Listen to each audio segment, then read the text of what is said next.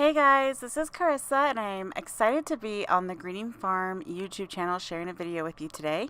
You can find more of my videos over at my YouTube channel, Inky Fairy Designs, or on my blog at inkyfairydesigns.com. And today we're going to be coloring up this card that I created using a couple of stamps. I actually didn't use that stamp set in the middle, but I did use honor students for the characters on the stamp, and I did a little bit of masking to create that little scene. And then from a retired set called Little Party, I used the banners and the happy birthday sentiment from that stamp set. So I'll go ahead and get into the coloring. I'm using a sheet of Copic Express It coloring cardstock, and for my stamping I use Memento Tuxedo Black. It's one of my favorites for stamping and coloring with my Copic markers. And then I did some masking with that masking paper, but I didn't show that in the video. So I know the quality of this video isn't the best. I'm not sure what my camera was doing at this time.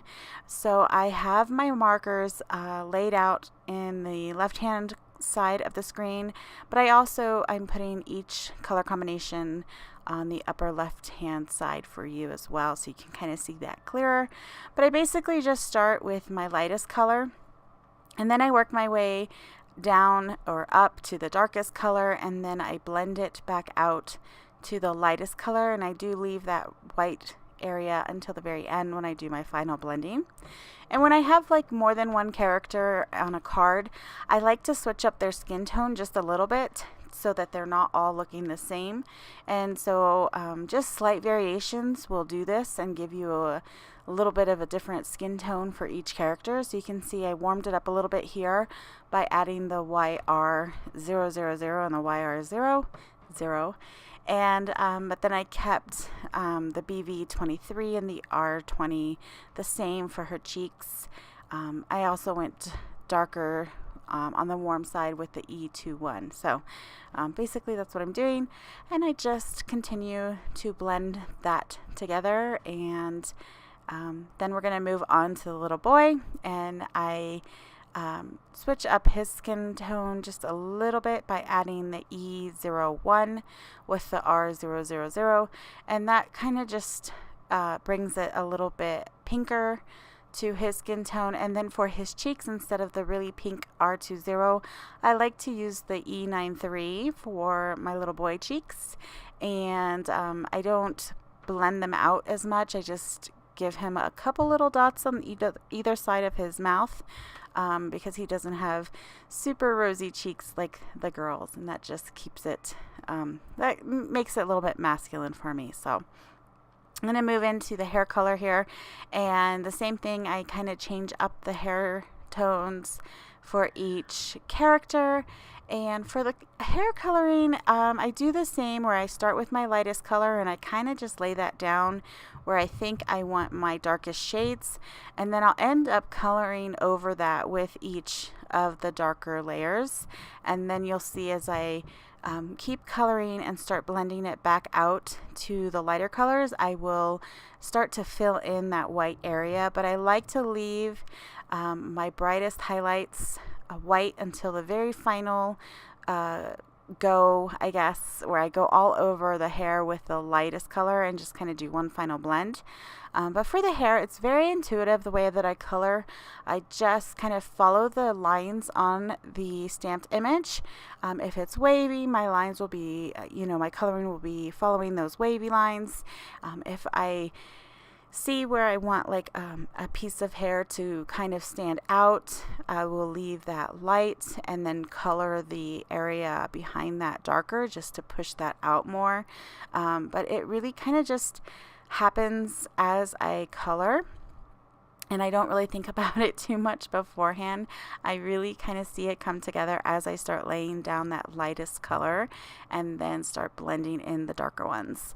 So I'm doing the same thing with the boy's hair. I kept his more of a lighter shade of brown, and keeping that highlight kind of around the crown of his head, and blending that in and out with my different tones of color. And then what I do like to do with like the straighter hair is add some texture, some strands of hair with the very darkest color, and then blend that with the lightest color.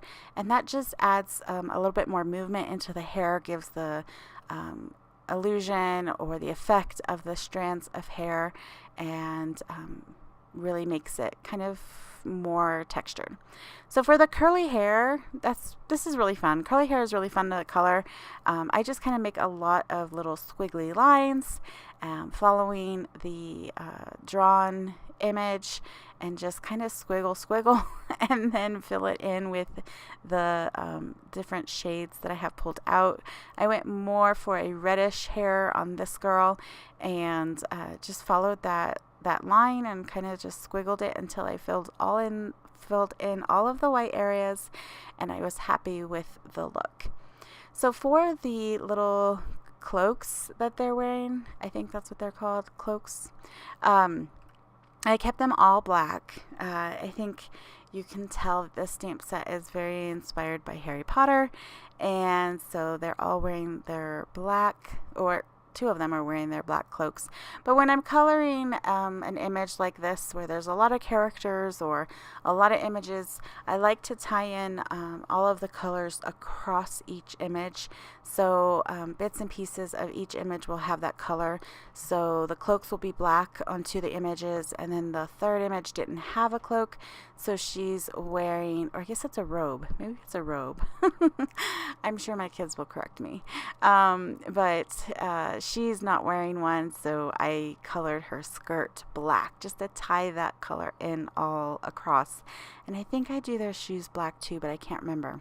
So, but yeah, this card is really fun. I don't normally do big scene cards, and this isn't really a scene. If you see the scene cards that are out there, I don't have a whole background colored in or anything like that, but to have 3 characters on a card is kind of unusual for me. This was a labor of love for my daughter, who loves Harry Potter.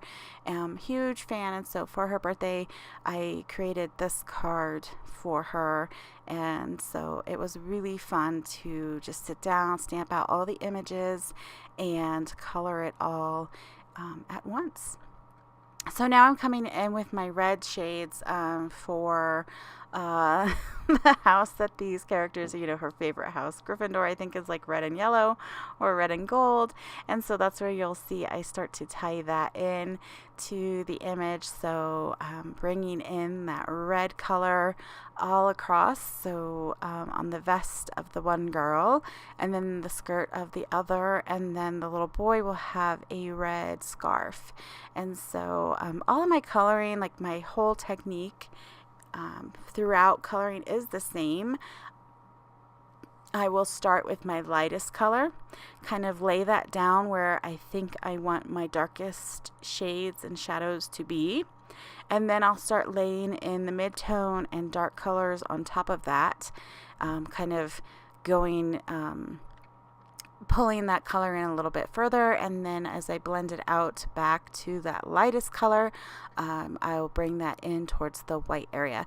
So this has just worked really well for me. I like this way of coloring. I'm able to kind of feel out where I want, and if I put something where I don't want a shadow, because I mapped it out with that lightest color, I'm not really worried about ruining it.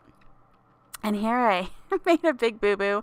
I was going to do every other banner red, and then the ones in between yellow, and I just started coloring the banner right next to that one, but thankfully it was the lightest color, so that's another great way, or a great reason why I start with my lightest color.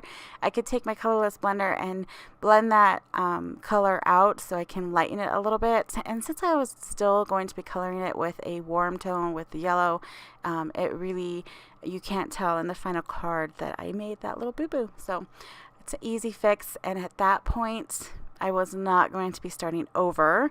So we have to figure out how we can fix those little mistakes so we can keep on going. So now I have my yellow colors out, and I'm pretty sure those are the colors that I'm using. It's really hard. I don't know why the caps are so blurry. I couldn't really see, but I'm pretty sure for the yellow I did use that Y35, Y38, and Y28 just to kind of mute it a little bit. I love that Y28 for that. It gives really nice deep shadows.